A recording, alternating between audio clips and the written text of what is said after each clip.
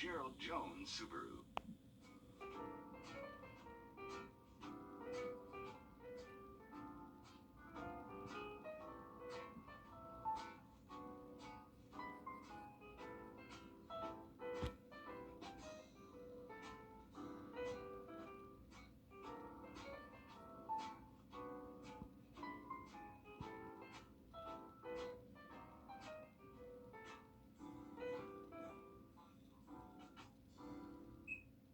Closed captioning for News 12 is brought to you by Kenneth Nugent.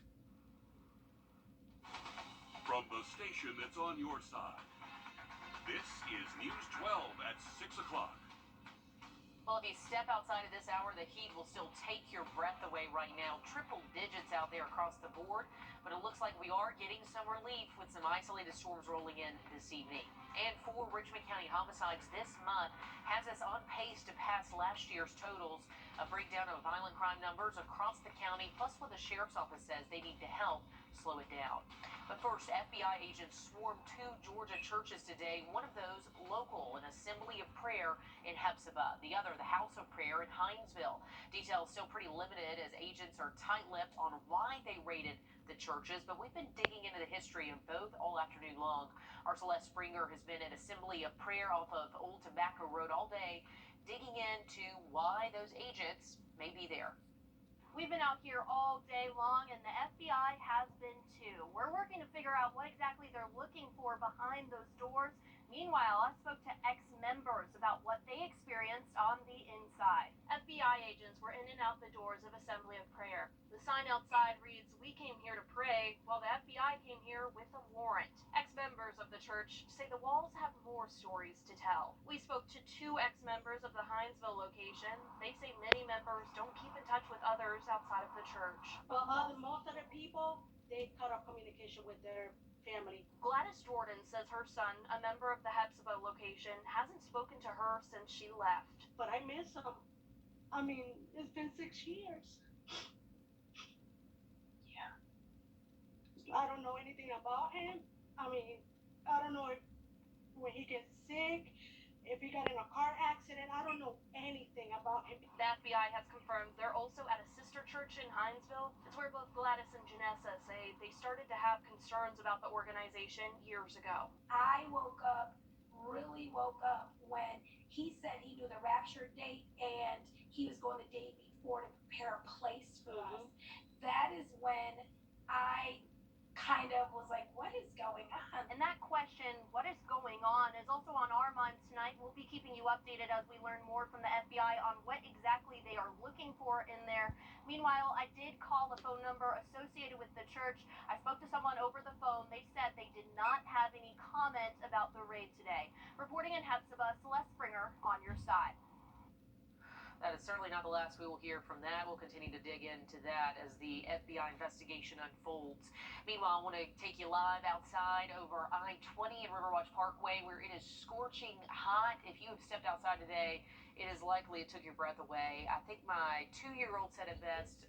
She hit the pavement this morning and goes, no, it's too hot, Anthony. That's pretty accurate. You go outside, if you were to get on the pavement, everything is super hot out there.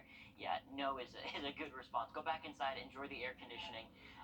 We have those heat advisories and the excessive heat warnings for our western counties, so definitely seeing some of that hot air across the region.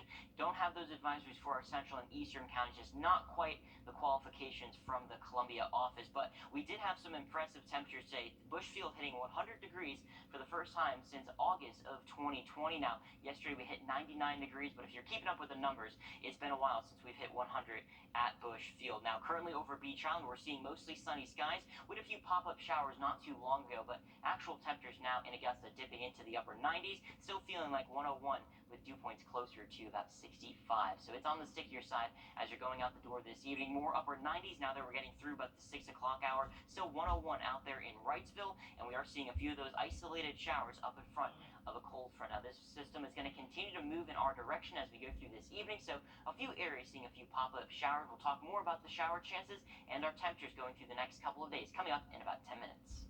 Brand new in the last half hour, the Richmond County Sheriff's Office says a woman was found dead in a car parked at Azalea Park Apartments today. The coroner says she is 57-year-old Tammy Mantooth. They say she was found in the back of an SUV just before 2 this afternoon. Deputies are calling this a suspicious death and an autopsy is scheduled. The Sheriff's Office says we'll get some more details on that investigation once they get the autopsy results back.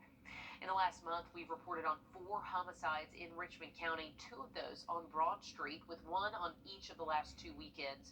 We looked into the violent crime stats from the Sheriff's Office over the last 4 years on Broad Street to get an idea of what the norm is for downtown homicides. 2 homicides are the most we've ever seen in a year during that time. There was 1 last year, another the year before. 3 shootings on Broad so far this year put us on pace to end up lower than last year's total of 10. But we also asked the Sheriff's Office for a full crime data breakdown for Richmond County to compare that with what we've seen downtown. Our Will Rio is live in the studio for us to break down those numbers. Well, the Sheriff's Office says downtown crime is not a major issue right now, and the numbers really reflect that when we got them. Right now, we're on track to not pass the number of shootings this year, but if we look at homicides, you can see right here on this graph that we're on pace to pass last year's total. Right now, we're sitting at 17. Last year, there was 32. Now, 32 was the lowest in the past 3 years, but the Sheriff's Office says that this comes in waves, so we're starting to see that increase a little bit more. They say that the way to cut down on these numbers is to get more funding. For newly elected Mayor Garnett Johnson, he says he knows Augusta well. He says he grew up in a rough neighborhood where crime is still a problem. This is East Augusta, where it's deemed to be a high crime, high poverty, low educational expectation area. He says one of his top priorities is to change that. Crime is rampant in our city. This violence, especially among the gang-related violence, is a problem. I intend on making sure that the Sheriff's Department has everything that he needs to retain and hire the best officers. Back in May, President Biden urged local leaders to use COVID relief money to boost public safety. And we could always use more. Chief Deputy Patrick Clayton says more funding can help crack down on violent crime. I think this is a perfect opportunity for us to get funding for some of those initiatives that's going to help not only with gun violence, but also regarding opioids. The Sheriff's Office says more funding can help bring the CIT program back. That's when social health workers respond to mental health calls with deputies. The program, because of funding and because of not being able to hire the people, just went defunct. The Sheriff's Office says they're struggling to find deputies, so more advanced security cameras and technology are essential. And we always can use more funding for all the different initiatives we have. Now, the Sheriff's Office says they could use more funding for their Criminal Investigations Division and their Crime Lab. Chief Deputy Clayton says they're extremely backed up, and that slows down investigations that could go to helping deputies. All right, thanks, Will. Richmond County does have resources aimed at giving victims, their families, and offenders a second chance in life. It's called Augusta Giving Back. They help with job services, mental health resources, and education. Some deputies even go door to door in high-risk areas to reach out. The program's also open for businesses who want to get involved and partner up. But just ahead, you can just head to our website for more information on how to get started or how to get involved in that. There's also some hometown athletes working to make sure kids don't go down the wrong path. While professional boxer Fernando Bunch's story is going well now, he says there were plenty of times it could have gone the other way easily. Our Claire Allen shows us how he's using boxing to break the cycle of teenage crime. We've all heard the slogan, float like a butterfly, sting like a bee. Fernando Bunch is a prime example of that quote, and he is using his skills to show the younger generation you can use your hands for good. One. Nice, okay. A pro boxer, Fernando Bunch, showed me some impressive moves he uses in the ring. Boxing definitely changed my life. The undefeated champ started his journey in middle school, overcoming being bullied for his small size, to now being a heavyweight boxer, giving back to his community. I was not the favorite at all. I wasn't the most talented. I wasn't the fastest, the strongest, but I was always the one that stayed working. I always stayed grinding. Bunch and his team started the nonprofit Giving Back to the Future that centers around helping young kids see their future is important and bright. I'm going to be able to train young children and young adults to be able to defend themselves and kind of venture from the streets to having boxing as a better outlet. The nonprofit features classes centered around financial literacy, boxing, and health awareness. It's extremely important to give back to the future. We all know that the children are our future, and our actions today dictate the future of tomorrow. Both men hope this program will push kids forward in the future. If you know what you want to do, once you know your purpose here and why you're here and what you're meant to do, completely take advantage of it and dedicate yourself. Fernando will be live in action on July 16th. He will be headlining his second boxing match at the Hill Sports Complex at Payne College. To learn more about the nonprofit and Fernando, you can find the links on our website. All right, a great program they're running there, Claire. Thank you. Happening tomorrow, the Hub for Community Innovation in Augusta, holding their grand opening. We've been talking about this game-changing center for nearly a year now. The Hub will sit in the heart of the Harrisburg neighborhood. The $10 million facility will help families get access to fresh food, healthcare, and student literacy. And as the name implies, it's a hub, so you can find all of that in one place. You don't have to go from place to place to place. The ribbon cutting is from 10 to 11. It's open to the public. We'll also be there for tours afterwards to give you a sneak peek inside. On Saturday, there's a community celebration from 10 to 1, and they're going to have games, prizes, free food, bounce houses for the kids. The center is on Chafee Avenue, so something to look forward to and something to celebrate for the Harrisburg community.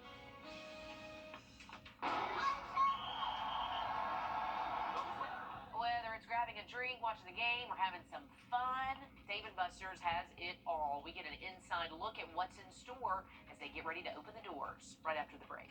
Hey, it's probably a good time to be inside enjoying the air conditioning. We have temperatures above 100 degrees in Augusta and heat index values close to 105. We'll break down the forecast of what we can expect for this weekend coming up next. It's the summer celebration at Milton Ruben Chrysler Dodge Jeep Ram. During the Jeep Freedom Days event, lease a new 2022 Jeep Compass Latitude for $399 a month. The summer celebration at Milton Ruben.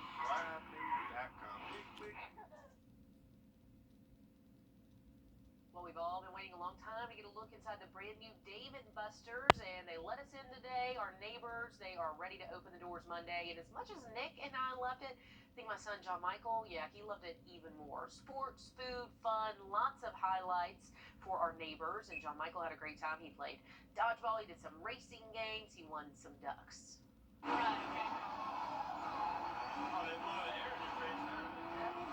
Yep, and I will say that he did beat Nick at that game, so make sure when you see Nick out in public, you remind him. And the good news is you don't have to wait long at all to enjoy the action. Dave & Buster's opens Monday at 11, and Wednesdays, that's a great day to bring the kids. They've got half-price games, and they do still have some job positions open, so just apply at daveandbusters.com. But coming up at 11, we'll give you a closer look around Augusta's newest family attraction. But it's a great day to be inside playing games in the air conditioning, Anthony, because it is scorching hot outside. It is definitely on the hotter, toastier side out there today, where we hit 100 degrees at Bushfield, the first time we've hit the century mark since August of 2020. Now, yesterday we did hit 99 degrees, so not much of a difference there. But if you're a numbers guy like I am, you go back, and that was the last time we were able to hit the century mark. 102, the high temperature at Daniel Field today, so it was on the warmer side across the CSRA, and we still have excessive heat warnings in effect for some of our southwestern counties, and that heat advisory in effect for our western counties as well. Both of those will expire as we get closer to about 8 o'clock this evening. Now, we do see mostly sunny skies over Beach Island with temperatures in Augusta closer to 98 degrees, but it still feels like it's above 100 with dew points into the mid-60s, and the heat index around the CSRA feels like 105 in Evans, and feels like 108 as you're heading out the door in Louisville. So still on the toastier side, and with that summer heat, we do have a few pop-up showers across the region from Barnwell even through portions of Swainsboro and Sparta. Not everybody seeing the rain, but just a few little dabs of showers across our region as we continue on through the rest of tonight. As that cold front dips to our south, we'll see us clearing out once we get past about 8, 9 o'clock or so, and another round of isolated showers possible as we go through tomorrow afternoon, but very similar to what we saw today with many locations staying on the drier side. If you're fortunate enough to see one of those showers, you'll cool things down into the 80s, but it's going to be sticky once that sun does come back out. Looking mostly sunny as we go through the day on Sunday as well, with our rain chances on Sunday the lowest out of the next couple of days. A 20% chance both on Friday as well as through the day on Saturday. Now, another cold front will move in by Tuesday, and that's going to be upping those rain chances both Tuesday, Wednesday, and next Thursday. So we're going to keep an eye on that, but we could definitely use all the rain that we could get. We do have a moderate drought condition now stretching through our South Carolina counties and even along and north of the interstate. So we could use all the rain that we could get there. For the rest of this evening, any grilling plans? I don't know if you want to stand in front of the flames with all this heat, but if you're going to be doing any grilling, we're sticking to those low 90s and upper 80s by about 8 o'clock this evening, with lows by tomorrow morning only sticking to those low 70s, and so it's going to be on the stickier side, and then warming up into the lower 80s by about 10 o'clock. Highs tomorrow afternoon closer to 94 here in Augusta, and sticking to the low to mid 90s as we go through the rest of this weekend. The chance for rain will increase as we go through Tuesday, Wednesday, and Thursday, and with higher rain chances, those temperatures are going to be slightly cooler into the upper 80s to right around 90 degrees. The Aiken County Sheriff's Office dedicating more than $90,000 to stop child porn predators in the area after their data shows an uptick in cases. We've got details on the push to protect your kids coming up.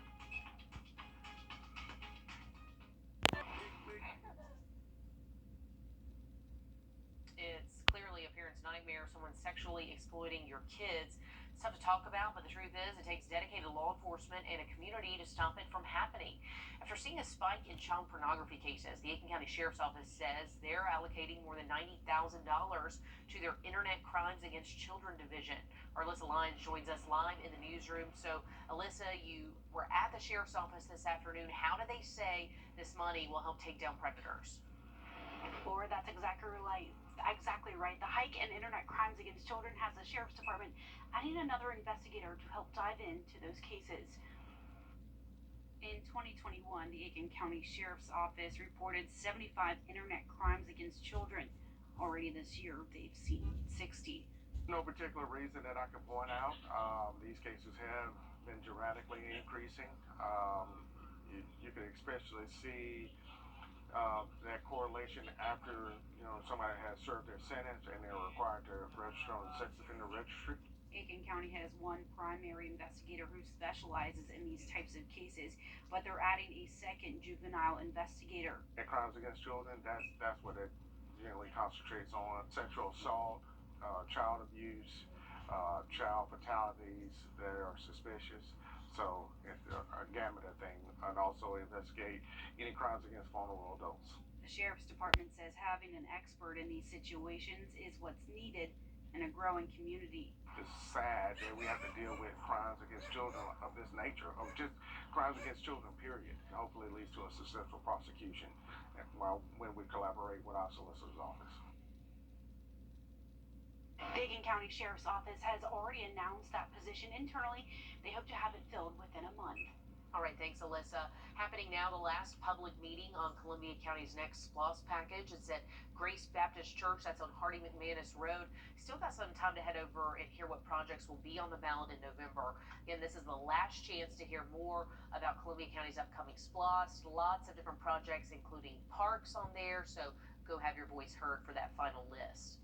Augusta's biggest Pride event is less than 24 hours away. This is a video we got downtown of them preparing for the festival. It'll be at the Augusta Common. It starts tomorrow and goes on Saturday. Organizer says they've had up to 14,000 people in years past. It just gets bigger and bigger every year. In the pandemic, they sort of saw a slowdown, so they're expecting a really big event this year. The party starts with Beats on Broad. That's tomorrow from 6 until midnight. On Saturday, the parade starts at 10 o'clock. So heads up if you plan to head downtown. On your sideline, sports brought to you by the Hawk Law Group.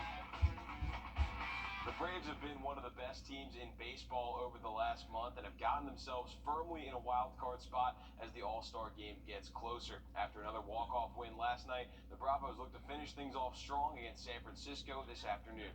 Dansby Swanson hit the home run that started the ninth inning rally last night. Here he is on the second pitch of the game, almost to the exact same spot. That was his 11th home run on the season, and the Braves go up 1-0 just like that. Second inning tied at 1, not for long. Bases loaded for Michael Harris, who sends this one to right. All part of a 5-run inning for Atlanta as the Braves take a 6-1 lead. And later, if some is good, more is better. Here's Dansby Swanson in the 4th inning. This isn't a replay. That's just another home run. 3 straight homers for Swanson dating back to last night, and it's 7-1 Braves. But here come the Giants, 7-4 now, and Austin Slater sends this one off the wall in right field. And what was once a 6-run lead is now a 2-run lead. The Giants would cut it to 1, down to their last chance in the 9th inning, and Kenley Jansen gets Evan Longoria to pop out to Braves take the game and the series from the Giants. They welcome Freddie and the Dodgers to town tomorrow. Finally this evening, the 146th Westminster Dog Show was last night. This bloodhound named Trumpet took home Best in Show. The good boy, the first bloodhound to win the competition, Anthony. I think we're all winners. See you in this one. Thanks for that, Nick. As we go through the next couple of hours, we're going to be seeing a few isolated showers still possible. The big story is going to be a cool down in those temperatures by the weekend, mid-90s versus those 100s. Another check of the forecast when we come back. It's the summer celebration at Milton Rubin Toyota. Lease a new 2022 Toyota Tundra SR for $339 a month. Catch the summer celebration at Milton Rubin Toyota.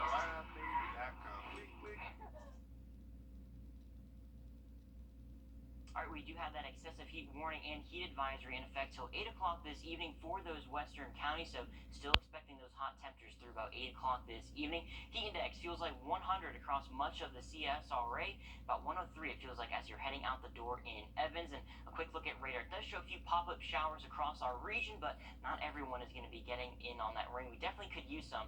We do have abnormally dry to even moderate drought conditions across much of the CSRA. Once we get past 8 o'clock or so, we'll dry things out altogether, and the chance again tomorrow for a few isolated showers. But again, not everyone getting in on that rain. As we go through the rest of this evening, any outdoor plans, just expect those warm temperatures to stick around as we go through the next several hours, finally dipping into the 80s by about 8 o'clock this evening, and then getting into the mid-90s as we go through Friday and Saturday. The chance for a few isolated showers there, but drier as we go through the day on Sunday. Okay, it is hotter than the surface of the sun, so A little bit of relief in sight, Much needed. but yeah, we're all ready for that. the best advice I think is just get through the AC, go to Right. Dave and Buster's, Go to Dave and Buster's. just have I some can't fun wait there. to show off the inside of that 11. Yeah, Kind of like inside the at full 11. experience. Yeah. It's going to be so cool. You got to check that out. It was fun. We were impressed that the food was so good too. Yeah, and they really just use like every inch of that space Yeah. so well. Like it's not a huge Dave and Buster's you might expect, but they do Right, a really sort good of like job. that mini model like Topgolf, but man, they have a ton of games, tons of stuff to keep the kids happy for a very long time. Okay, that'll do it for us. We're back at 11.